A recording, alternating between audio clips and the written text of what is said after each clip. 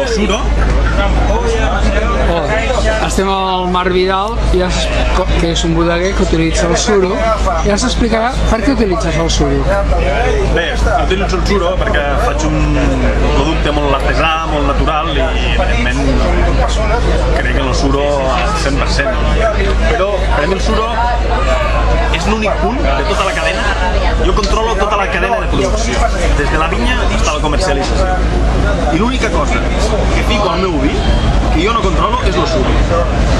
És una cosa que m'ha arribat a fer una mica de pànic, perquè és l'únic punt que jo no puc garantir que estic en mans d'una altra persona. I és agafar un suro, ficar el vi a una botella i tapar-lo en un producte que està viu i que jo no controlo. És el concepte d'una mica quasi de por. Has tingut problemes amb el suro? He tingut algun gust de tap. Més abans que avui? Més abans que avui, sí. Avui en dia... Consideres que la indústria ha millorat? Considero, en la meva experiència, que hem fet un pas endavant, que